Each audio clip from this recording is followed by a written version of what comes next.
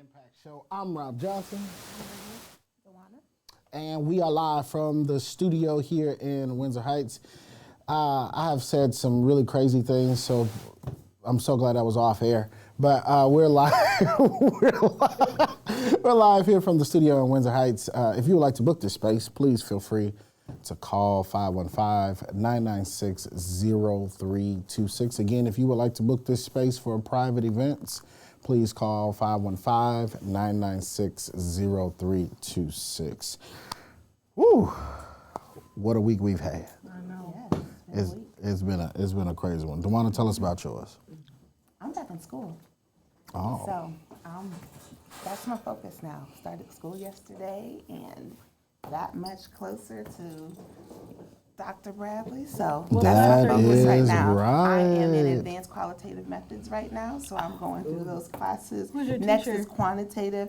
Dr. Wilbur, God bless her. She's an amazing professor, but next class after that is quantitative methods, and I'm not super excited about because I love qualitative, but Everybody says, because I took that when I was starting, this one is easier than the next one. The next one is like the yeah, I'm getting my mind mentally prepared for quantitative because everyone keeps saying it's challenging, but if I prepare myself for it and the challenge comes, then I won't be complaining about it, so I'm good.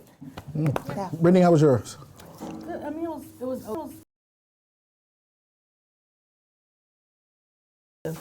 trying to stay busy through it all, and just hug on my babies and be supportive as much as I can. Shout out to everybody who's been trying to get through this week. I mean, it's been a tough one. I know I'm excited to see what comes and where we're going from here, and kind of how we move forward as a community, as a whole. And then also just looking forward to like real things, right? Real tangible moments that we can have and people coming together. I'm not going to belabor this. No, I just want to say one thing I'm excited about. I started watching 1619 Project on Hulu. Yeah. Is it on? It's just the first 2 episodes are on right now. When do the episodes drop weekly? I don't know what day they drop on. I just know that yesterday I watched the first one. It's great. Like, I would encourage people. I don't know Ms. Jones personally, but I really like the way. I know we could. I know one day I'm gonna tell you to call her for me so I can talk to her. But I just enjoy the presentation, the way that she has approached this. I think we'll all be able to relate to. So I would just encourage you. I'm not getting paid for that, but watch it. Especially if you don't want to read the book, or if you just don't want. If you're not reading, find some accurate information that can accurately tell you our history. I would encourage you to get into that. That's on Hulu. And the first 2 Thursdays, okay. Every Thursday that drops. One of these days, we really are going to have to address like the misrepresentation of Black history. Like, what is happening right now? Next month. We'll talk about that. Yeah, Black History Month. Like, we're going to have to really address this. Like, and then the whole Florida AP African American Studies dropped from their entire school system. Like, what is happening right now? Something is clearly in the water. We only have 2 minutes, so I can't really tell you what's happening right now. I have so much The doctor to say. in you is coming out. The thesis. It's all coming, but I Yeah. can't say it right now. I'm going to have to just breathe it in. Yeah. We have to talk about it next month, but there's a lot going on. All right, well, we're going to go ahead on and move on to our next segment because we have some phenomenal guests coming up. They were a sponsor of the Rob Johnson Birthday Gas Giveaway this year. Shout out to them. Pyramid Theater is coming up. That's right. And we're excited about their play. And we may even have some pretty cool stuff for you at the end of the show by you watching, if you can answer a couple questions. So we want to make sure that you're watching. The entire time. Yes. So please go ahead on, press that share button. Let's go ahead on and get it. We'll be right back with our first guest.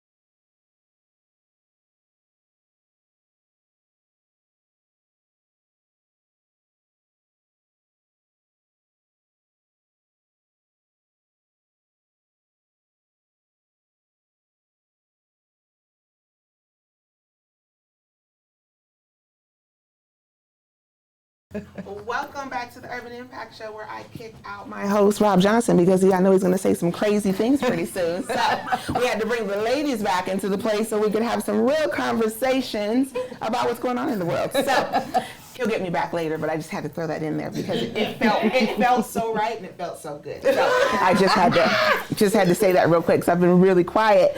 But we are here with our first segment, Dialogues with Dwana, and today I am so excited to have two amazing women that I just have been watching and adore and love all of the work that you're doing within our community. We have Tiffany Johnson and Alexis Davis with us for Pyramid Theater. Everyone welcome our guests. Since we got a full house, y'all can welcome our guests. Thank you for having us. Yes, thank you. So my segment's really short and I like to talk, so let's just get right to it really quickly. Talk a little bit about Pyramid Theater, what it's about, and why it's important in our community.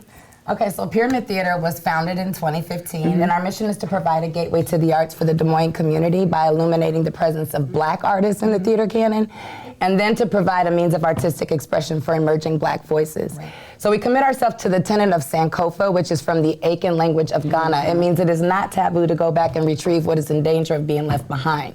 So we commit ourselves to telling the stories of the past, in order to move us forward into the future, hopefully serve the present and the future. Right. So talk a little bit about the importance of having this in our city. I mean, we're in Iowa, so we know kind of what mainstream is, the things that we see, but why is it important to have Pyramid Theater in our city? I think it's important for us to have our own things, specifically our own production company in this state. We are the only Black theater production company in the state, and just representation, it matters. We know that with our students, we know that with our adults, and of course Broadway and bigger theaters are important, but most of us don't always get there. So this is an opportunity to see yourself on stage fully realized and get to have those opportunities. And even if your goal is to get to the big stage, that small stage like ours is the community feel and love that you can get to start off. So Alexis, tell us quickly, because I jumped ahead, your role with Pyramid Theater, and Tiffany, tell us your role as well. Yeah, so I'm a co-founder as well as the managing director for Pyramid. Okay. And I'm the current artistic director for the company. Yeah, I've been in this role since 2019, and it has been crazy to get through the COVID and all the pandemic stuff, but we're still here, we're still alive and vibrant and ready to go. And you guys are giving lots of opportunities, I think, to members of our community, some people, this may be what they do and they're going to embrace it and they're going to do great. Some people might move on to other things, but talk about just the importance of being able to have actors within our own city really be able to fulfill some of the dreams that they have. I would say because we live in a marginalized region already, that opportunities for artists in our region are a lot slimmer and less seldomly seen, and opportunities to be able to tell stories that actually can impact and change communities and the way that people look at and are empowered by what they see. There's a lot of artists in this area that are talented. They have the gifts, but like God's promise, your gift will make room for you. We just want to be part of doing what God said and making those rooms happen so that we can realize the talent that's already existing here. It's not necessarily about Pyramid being teaching people to be actors. It's about giving them space. Right. Yeah. Well, I know that, Alexis, I'll put you on the spot. I seen you in Buffalo Women, and you did an amazing job. So I just want to make sure I highlight that. Can you talk, I know you're going to be talking about the play. Can you just tell me what that opportunity provided for you? It was a different opportunity for me because if you know me with Pyramid, as long as we've been around, I've been backstage. So I don't want to be on stage, and Tiffany pulled that out of me unwillingly. She gave me a phone call and was like, "We don't have anybody else, what you gonna do?" And I'm like, I guess I'm getting on stage. That's what's gonna happen. So it was the greatest experience that I've experienced on the front end, and just getting to know the artists and hearing them and their perspective, being in it with them and kind of going through the trenches with them was really fun. I would love to do it again, but producerial work comes Some people first. don't know about their gifts till you rip the paper off. I know, you just got to put them out there. Oh, whatever. I was like, I didn't know she could do all that. But you did a really great job. Thank you. I just want you to know. Thank you. You did an amazing job, and so that's what it's really all about. But we want to talk about the play that will be here February 3rd through the 19th. Yeah. You want to tell us a little bit about what's coming to the Playhouse? So piano lesson, August Wilson. And when I talk about August Wilson, I talk about him from a very intimate place because he's affected me as a writer and playwright so much throughout my life. So August, the profound thing about August Wilson is that he wrote a play for every decade of a century of the Black experience. So literally, we get to watch ourselves move through a period of time, which is so important and so relevant. And is why you can always seem to find yourself in all of his stories, because all of us live in them. It's a part of our experience, maybe just in a different time. Piano Lesson is a story about legacy and about what is the preservation of legacy as it pertains to holding on to, and what is the preservation of legacy as it pertains to the letting go of. So sometimes people, he said in Fences, sometimes people build a fence to keep people out, sometimes people build a fence to keep people in. And it's kind of the same way. The struggle is between a brother and sister who were left this family heirloom, and both of them have very different ideas of how important this heirloom is to the legacy of their family. And the struggle ensues between her brother, who wants to get some land under his feet, have something to call his own, have something to move forward with, and his sister, who is bound to the legacy of what that heirloom means and what it cost our family and the blood that was in it, and not wanting to let go of that.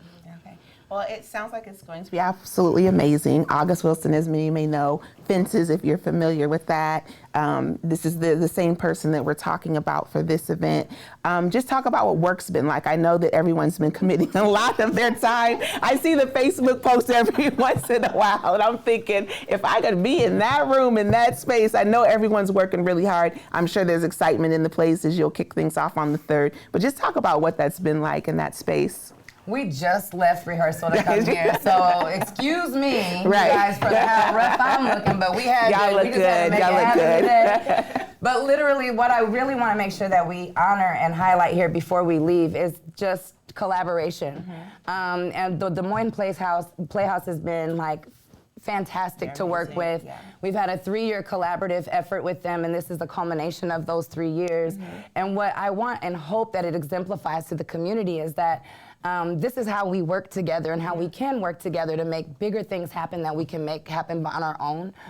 So I think honoring the collaboration that we've been able to put together with a 100-year-old theater that has been here for a century, and us that's just going on 10 years, I think the combination of that shows that, you can do anything if you decide to do it, and you can make your community efforts can be fully realized and even larger if you collaborate and come together and make things happen, much like the gas drive that Rob did. Exactly. Yeah. No, exactly. Well, we are very excited for the piano lesson, looking forward to being a part of it. But also, you all may not know this, but here at the Urban Impact Show, we like to pour into others and the things that they're doing. So we're going to be giving away 4 tickets to the event. Yes, we're going to give away 4 tickets to the event. We'll tell you how to get that done. I'll talk to Leanne. I work with her, so Leanne's been amazing. Love Leanne Brooks. So we'll make sure I get in contact with her. But we want to make sure that you have an opportunity. We don't want anyone to have a reason not to show up to support. So we want to support you as you have been a support to us. Yes. So we will purchase those 4 tickets to make sure we get people in the audience. We will be a part of the audience too, to come check things out. So will you just tell everyone, look into that camera, let them know when are the dates. Alexis, you look in there, give them the dates, tell them the time so that they can be a part of this great event. Hey y'all, so February 3rd through the 19th at the Des Moines Playhouse will be a production of August Wilson's piano lesson. And so if you want to purchase tickets, you can go to www.dmplayhouse.org. You can also go to pyramidtheater.org and learn more about the artists, their bios, and any information that you need. If you want to volunteer, please reach out to the Playhouse as well, and we can get you that contact information if you want to DM us on Facebook or Instagram. All right. Well, thank you both so much for being on the Urban Impact Show. We're super excited to support the work you're doing, and we're looking forward to seeing you. And we want to see you February 3rd through the 19th at the Playhouse. Thanks for having us. Yes, thank you so much. Joanna. We will be right back with the Urban Impact Show.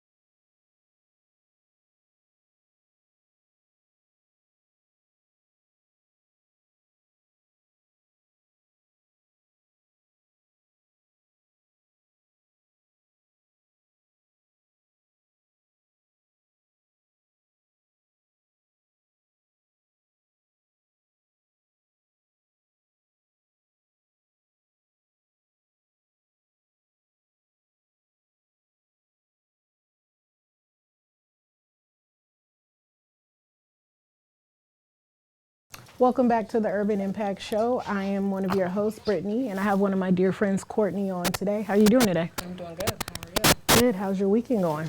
It's going good. Busy. Busy working? Yeah. Well, I wanted to talk about both of your businesses that you have. I know you have the CLN Enterprise, and then you have the Black Girl Mafia. Yeah. So tell us about where that idea came from. Well, the CLN Enterprises Beauty, that came from me just really wanting to get out of corporate America I hear you. and just being able to do more or less what I want. And I was passionate about beauty just in general. So just started going to school part-time. None of the schools in Des Moines offer part-time esthetician classes, so I would drive up to Ames while I was working 2 jobs, Wow, like that's 4 to 5 that's times a commitment. week. Yeah, it took a while, but that's more or less how that started. And then I became really passionate about lashes and facials, so the business just kind of took off, so that's a blessing. Mafia started about just after all the events that were happening after the pandemic and things like that. And I just wanted, like, I was doing something and this person said to me, I didn't know brown girls did lashes. And I was like, well, we do. And that's a good, that's how that Brown Girls did. Do lashes. yeah, That's started. really what started. I just wanted to do that. But then once I started finding out about trademarking and stuff like that, it was easier when I talked to an attorney to pick a brand and then I could kind of say what I wanted to under that brand. And I've always been obsessed with mafia movies and stuff like that. Oh, so that's how you put that together. Yeah. I was thinking of like, you know how like people say like a mob, like a group of people. So when you had Brown Girls Mafia, I was thinking just like a group, like it was like your own type of Brown Girls group. No, like it was weird. When I was younger, my mom's husband was obsessed with The Godfather, and so I'd have to watch those movies like all the time. And you became obsessed with them. Yeah, that's really when the Mafia was born, and just put the brown girl in front of it. Well, one thing you did mention was just kind of like how you birthed that business within the pandemic, which a lot of, I want to say, our businesses that have been here the last few years were birthed during the pandemic. And I think the biggest thing was just kind of seeing how women have grown their business, you know, in the past few years. Can you talk to us about your journey, I guess, with growing that business? Like maybe some good things with your journey, maybe some things that you had to grow through? Yeah, for sure. With the CLN Enterprises, it's been good. Like, it started out really with me wholesaling products. And then that's what I did before I went to esthetician school. So it's kind of like a dual business. I still do the wholesale on the side. And I get to work with people. Lashes are my passion. It's been a little bit harder right now. The market's saturated with lashes. A lot of people aren't licensed, just certified. That can be a little frustrating because, you know, I had to drive up to Ames 4 nights a week to get there. But, you know, no shade, it's all good. There's room for everybody to make money, but it's just the market's a little oversaturated. Yeah. So I feel like everybody wants to do lashes right now. yeah, it's kind of like the it thing, which is cool. You know, Yeah. there's some very talented artists. Like I love a lot of my peers' work. You know, there's a lash community in Des Moines, and I'm a part of it, and we all get along well and support each other. With Mafia, it's been different. Apparel is very hard. I've been learning for me anyway, to flip a profit. You can do a lot of it with drop shipping, and you don't have to put money in. But for me, I like to see my stuff before it goes out, so drop shipping's not for me. What can you explain to the viewers what drop shipping is? Drop shipping is the easy way for you to really get into the clothing market. You can design your clothing and then partner with a manufacturer who will ship your items for you and make them, and then you don't really have to pay until somebody buys your product, and so they get a percentage of it. So you don't really have to come out of pocket. So I mean, it's nice for if you want to start a business and you don't really have the startup funds for it. But like I said, for me, I like to see my stuff going out, and then to have it on hand, because people will be like, I want to get this, I want to get that, and it's like you got to steer them to your website because you don't have the inventory. So for me, actually, Mafia is going to be transitioning to a nonprofit. I'm going to steer it more out of apparel because it's just. What are you going to focus on then? Brown girls, in general, like when my grandpa died, he had a trust set up for like the Ministerial Alliance in St. Joseph, Missouri, and so I'm gonna do something along those lines. They'd offer scholarships and everything, and I'm on that board, so something like that.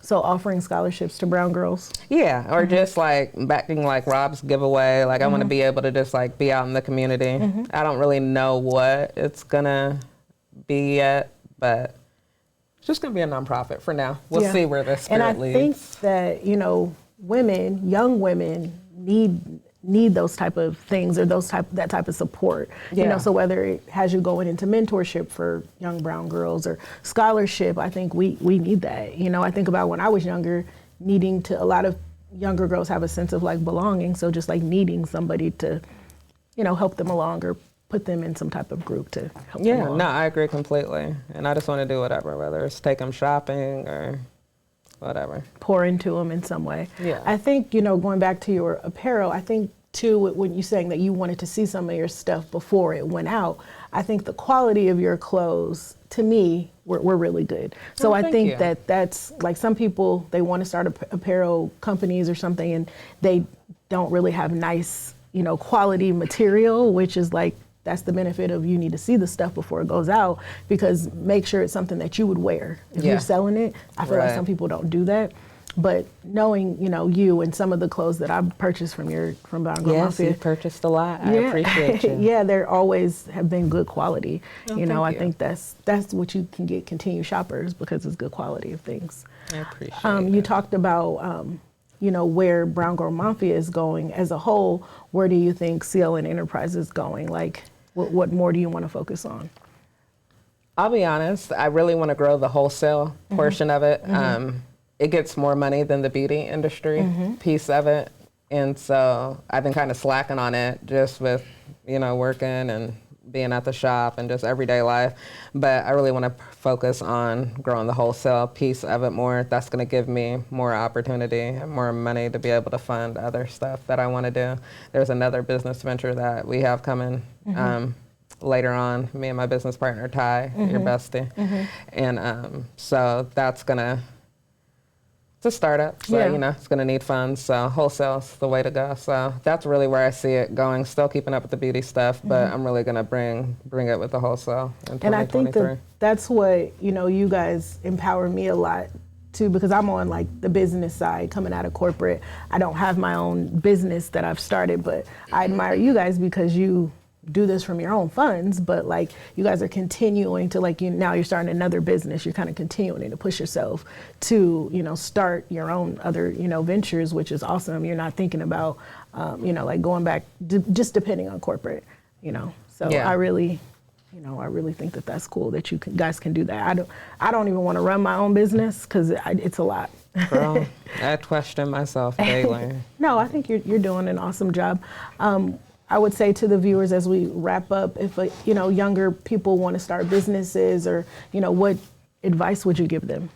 Reach out if there's somebody that inspires you or somebody that you follow on social media, you like their post, just reach out. Like I've helped a lot of younger estheticians. I let them come shadow me and do whatever, you know, giving them products, giving them the game as much as I know. Like I'm not one of them people. I feel confident in my talent, so there's enough money for everybody. Yeah. I tell people what they want to know. So a lot of people I feel like, or a lot of my peers are like that. So if there's something you want to know, reach out. Closed mouths don't get fed. Awesome. Well, where can you be reached? You can follow me on Facebook at CLN Enterprises Beauty, as well as Instagram, same name, CLN Enterprises Beauty. We're on Google. Leave us a review. My phone number is on there. You can reach me about any type of way. I'm everywhere. Awesome. Well, thank you so much for coming on today. Thank you for having me. And we will go to our next break.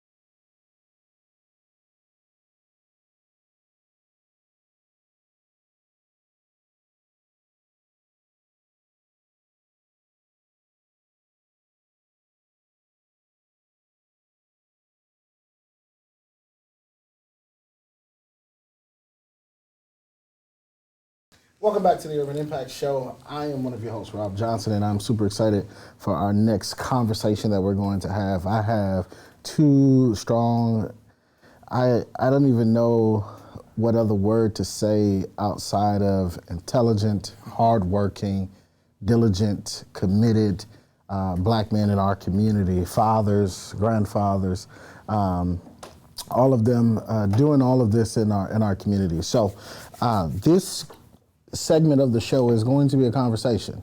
This isn't going to be me interviewing these black men. It's going to be all of us talking. We want you to join in this conversation. You may hear some things that you like or that you disagree with, and that's okay. Please feel free to express yourselves respectfully, and the comments, any disrespectful comments will be blocked and removed. It's okay if you disagree with something that we say, and it's okay if you agree with us.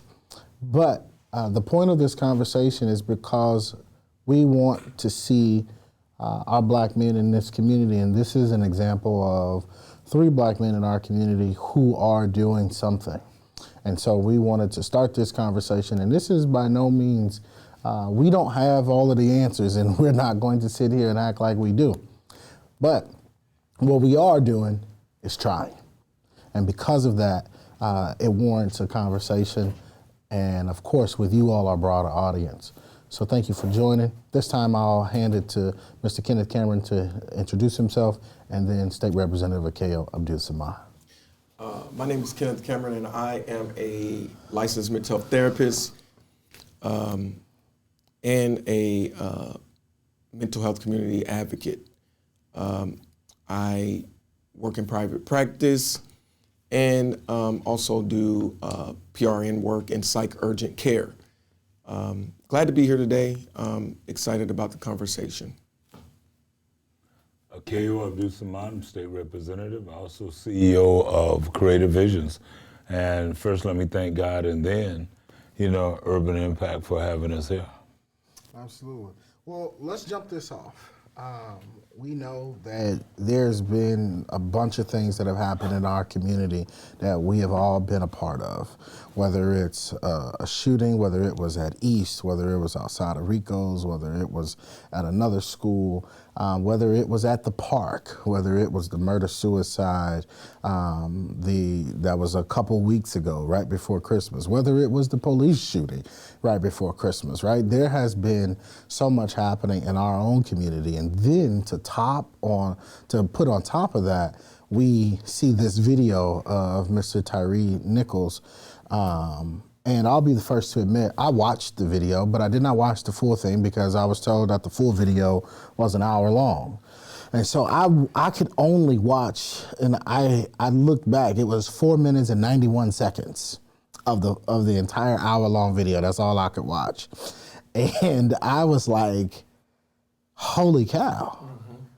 And so then I'm looking around and I'm looking on social media, and I realize that we are all involving ourselves in this thing called collective grief, right? In what's happening here in the city and then what's happening nationwide. State Representative, we'll start with you with your thoughts, and then we'll go to Kenneth Cameron. Yeah, I think one of the things that, and I hope you agree, because you're the mental therapist, is that we have to change our language. And we have to look at this differently than what we normally do. We can't win in the game. We have to change the game. And that means even in grief, we have to change the game. We can't talk about PTSD. We have to talk about continual post-stress. And not post-stress, because we don't have post yet. We haven't reached it in our community. We have a continual stress and trauma. Something that we haven't dealt with in the community. And I think once we start, Reverend, and you don't mind I call you Reverend. You call me Rob. Yeah, Rob, okay, it's part of our stress. But, the key is, though, until we do that, Rob and brother, we'll keep repeating ourselves, and we'll never heal. And that's where I look at it. Right. You know, so from a professional perspective, you know, is that on the right track? I don't. I believe it is on the right track, but I believe a lot of the reason that things are repetitive and the reason that we continue to go through the same thing over and over and over again is because we're reactive. We can't wait until the next shooting. We can't wait until the next suicide. We can't wait until the next law enforcement encounter. We have to be ahead of the ball, and what is happening is we're often behind the ball, and then when something happens, here we are, we want to do this, we want to do that. We have ignored, we have deflected, we have blamed, and nothing has gotten done. Nothing has gotten done. And many people are not going to agree with this, but I'm at a point where I'm frustrated and don't care. I am tired of candlelight visuals. I'm done going to them because we should be doing things before we have to have a candlelight visual. Where are we? So I agree with State Representative. We are just at a place to where we don't know the language and we don't know how to respond, so we don't respond. But that's not the answer. I don't care how you respond. Get out there, say something, do something. They always taught us, see something, say something. But everybody's quiet until there's tragedy. That's backwards, y'all. That's backwards. What if I told you I disagree? What if I told you that I think that we have a situation? Oh, we gotta go to break. Let's take a quick break, and it's about to get juicy. It is. If you watch BMF, you should be watching this because it's about to get good. We'll be right back on the Urban Impact Show.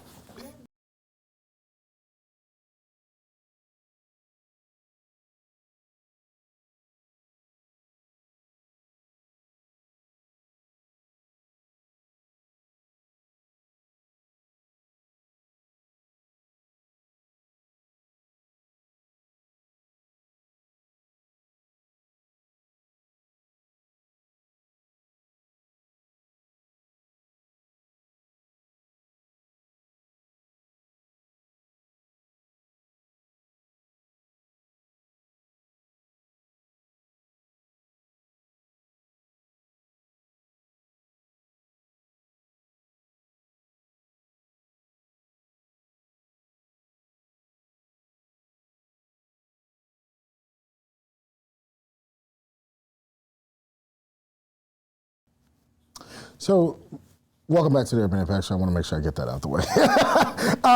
So, Elder Cameron, what if I told you I disagree? What if I told you that I think it's all of the above?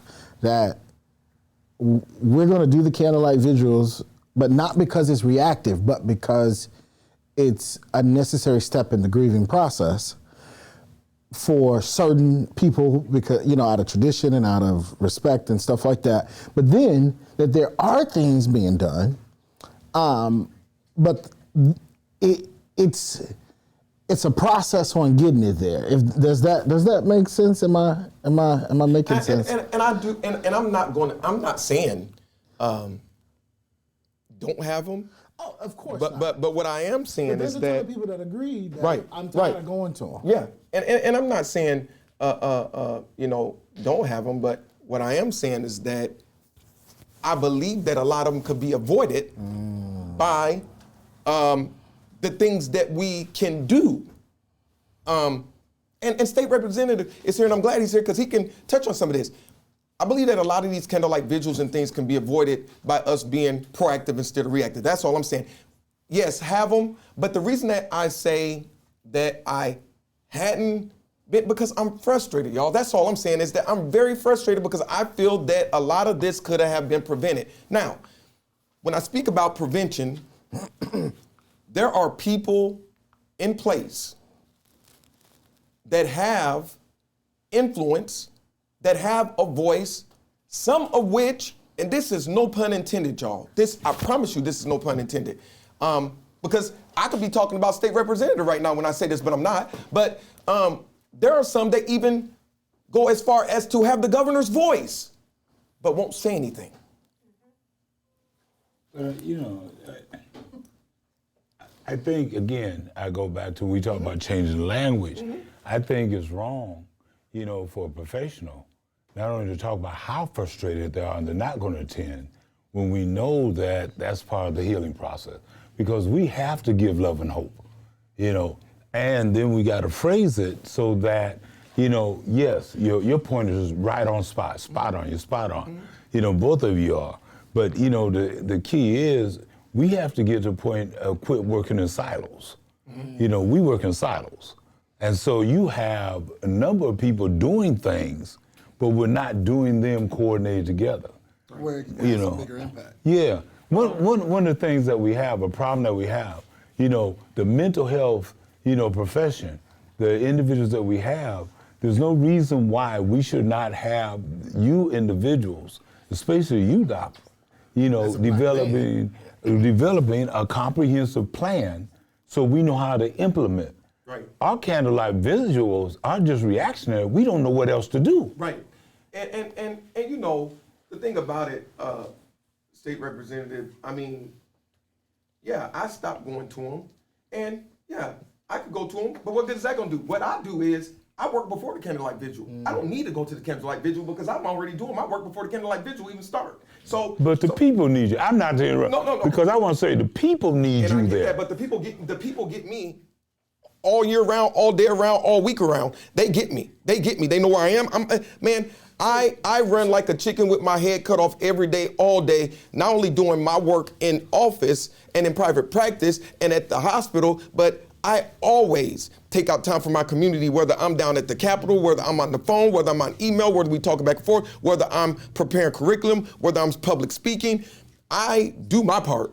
Well, yeah. So And Rob is my witness because we've done a lot of work in regards to mental health together. We filled rooms and with legislatures and everybody and spoke on mental health. So I don't want to be reactive. I want to be proactive. My thing is this. So when we looking at this, right? I'm be honest. I'm tired of black bodies. Me too. Being the punching bag, but I'm also very keenly aware that if folks aren't doing what they're doing right now, in certain situations, even just using our own community, people would be without resources, people would be without help, people would be without a service.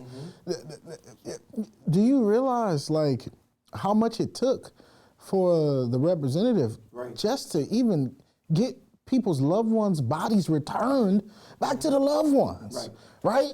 Like I'm only saying I'm using state representative as an example because I happen to have the pleasure of being in the room sometimes, but those phone calls, daunting.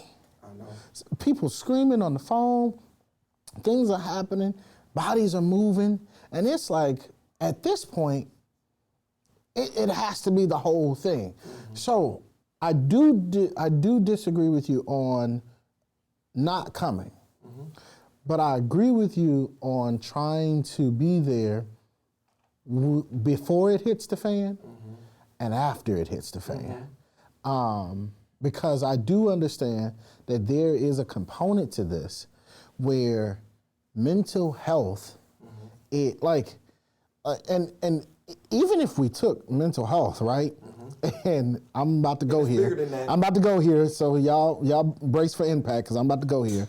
Even if we took mental health and looked at the trauma of white supremacy to black bodies on mental health, right? So people said, oh, the officers in Memphis were black. They were wearing a badge. So, but nobody is talking about the white officer that tased them. Nobody is talking about the white EMT workers that left him sitting there for 23 minutes. But everybody is focused on the fact that these black officers were the ones beating him up. And they want to focus on that because of what we have been through in the past. And I think that was a tactic. They're focusing on the black officers because they said, okay, it's not a white one doing it, now it's the black beating on the black. So now what you going to say? we're going to say the same thing. But I think Because it brutality is brutality. boils down to conditioning. But first, I want to step back a minute. I'm not saying that you're not doing. Oh, I understand, Okay, please Representative. understand. Yeah, I understand. But I'm also saying though, it's up to us. Just like sir. when we were, going to the visual. Yes, sir. I wasn't aware totally of what you do. Okay. And others were. We should have then picked you up and had you there in a position to talk to some of those young people that need it, because those young people aren't going to seek you out. Okay, so we need to be there for the young people, but we need to have those in it. That's a really good point. Yeah, so we have you in a corner, to say, hey, you need to go talk to brother. You need to sit down, you're grieving and that type of thing. And with the black officers, my thing is, that's not surprising because, again, not only do we have to change the dialogue, our terminology, but we have to change and identify our conditioning. We're conditioned. And, like Harriet Tubman said when she was asked, how many did you free? She said, I could have freed a lot more if they only knew they were slaves. Okay? So now we have to go to our conditioning. What is our conditioning that drives us with these black officers, white officers? And now you have some white folk, that need to hear these black officers did that because that's their comfort zone. That's their conditioning, And they as much enslaved now in this country, as black folk are, brown folk are, they just don't know. Especially white women and white males, that are not part of that 1%. So now that's why we have to change the game. You as a mental health advocate, you as an advocate, and with all the skills you bring, how do we now get on the Urban Impact Show and have a segment where we're talking about changing the game? I mean, some real conversation. Let's call it the way it is. We never approach the elephant in the room, because we're not changing the game. And somebody's going to throw something at us, I think. Okay. So I know this was clearly, definitely not enough time, but it was a start to this, right? It was a start to this conversation. As we wrap up, I would like for each of you to give just some closing remarks before the other group come in, just some closing remarks to the people on moving forward, on what we can do to move forward. Elder Cameron, we'll start with you, State Representative, and then we'll go to you. I just want to say I'm here, always have been here, and always will be here until I'm asleep for good. And I know State Representatives are the same. Reach out. There's no shame in it. I know the stigmas are alive and well, but I tell you this, seeking out for help, seeking out for therapy, it's a sign of strength, not weakness. So I want you all to know that. And don't suppress those feelings, don't suppress those emotions. Let's talk. Let's work it out. Let's overcome it. Let's do what we need to do to be better as individuals, better as communities, better as law enforcement. Let's be better.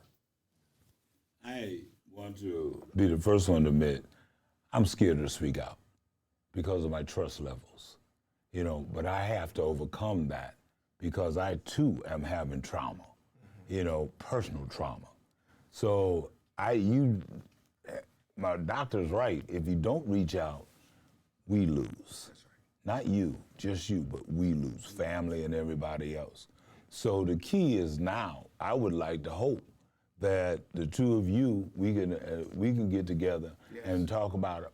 So in a form like you did, Rob, about your Code Red, but really have some real conversations with some folk, and really sit down and get into some, the elephant in the room, a series, so that people can come and be able to express and talk their issues out and admit, I got a real fear.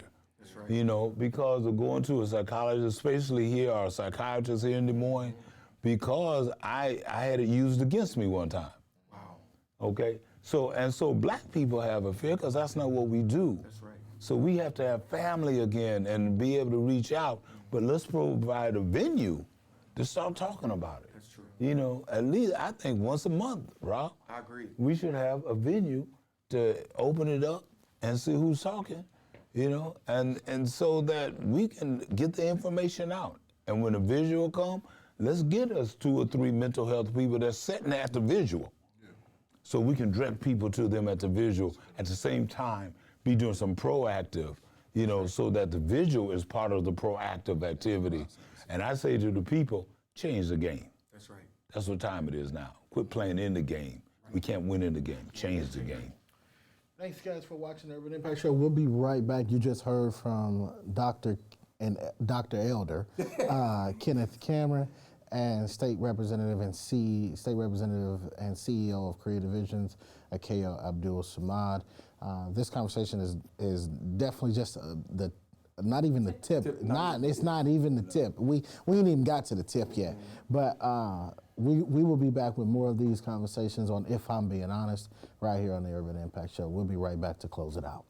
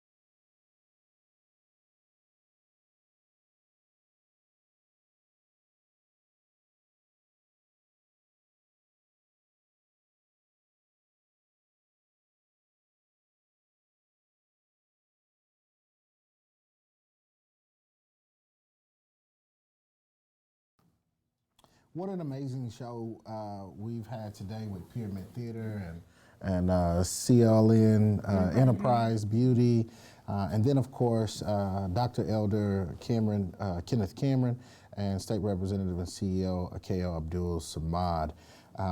Wow. What a good show. What a show, right? Yep. I mean, so amazing. So I'll toss it to you for final thoughts, and then I'll close it out. I really like how we changed it into the segments, because I feel like it gives us just way more time to talk to like so many other people about different things and not have to kind of just stay on the same topic. But I thought the show went well today. Yeah, I'm excited about the show, the direction we're moving in. We're going to have more conversations. We already know that. So I'm just going to put the plug out there, because if they say if you don't, close mouths don't get fed. So we're looking for someone to be a sponsor of our Community Conversation Spotlight. We want to do that every fourth Sunday of the month. We want to bring in people from the community, both men and women, young and old, or mature, to come in and have those conversations. I don't like to use the word old, so mature. We want you to come on in and have those conversations with us, because Akeo's old. no, mature, very mature, wisdom, love that. And so that's Man. Stop. You know what? He be waiting on you. See, you wait to do all this when he gets off right. camera. You You're know what I'm right. saying? Like You're you right, I wait do. because you know what he would give back to you if he was on camera. So And he got me really good one year, and I'll never forget it. I'll never forget it. He on the list. He on the list. Well, we want your support. So we are really looking for someone to sponsor some of these segments we're having. So if you like, Really? you all can't see Really? what I You gonna see, laugh so like that just paused everything I gonna was laugh about to say. I thought he was supposed to grow It it. just stopped. No, I knew that. That's Rob's high chair. You gonna laugh? You laughing? Thank you for not laughing. I thought he was That- gonna grow it. I was about to move. If y'all can see what I see, Betrayal. I see betrayal. That's all I that. see. That's all I see. Okay, I'm sorry. That just stopped everything because I. What were you I saying? can't believe you just laugh like that. You've been real good to me, Rob. I'm sorry, but that was funny. So we're looking for those to sponsor our segments. We are excited about the way that we have shifted the show, having our segments with myself, with Brittany talking to Black business owners, and then to Rob's segment, To Be Honest, and then our community conversations. So we really are giving you a robust show, but we really need your support. So I want to put that out there. We come here every week to do this live. We all have other things going on in our lives, and for being serious for a moment, we do need your support. Yes, we we want to do. continue to put this show on each and every Sunday. I think about it last year, we put on a live show every single Sunday last year. We plan to do the same thing, but we're looking for your support. So we want you to support us in any way that you can. Financially, reach out to IAUrbanMedia18@gmail.com. You can also reach out to UrbanImpactShow1@gmail.com. You can send us a message on the Urban Impact Show's page saying you want to support. And here's the deal, y'all. And we're not talking about it has to be thousands of dollars, but pennies add up, change adds up, dollars adds up. Whatever you could give to the Urban Impact Show, we would really appreciate that because we want to continue to bring you really great information for our community. Absolutely. The greatest gift that I got on my birthday wasn't the thousands of dollars that was spent at the gas drive, but it was the old lady that gave us $4.73. She gave us $4.73 literally because that was all she had to give. And we're grateful for how we got to the 20,000 and those like Akeo from Creative Visions, Come and Go, and others who really stepped in a major way to provide the biggest lump sums for us to get there. But man, the greatest gift we got was the $4.73. I say that to say, as we close out this show, remember that the greatest gift that you can give somebody is just you, your presence. You being authentic, showing up in spaces and being there. As we close out, remember, be safe. Always be safe.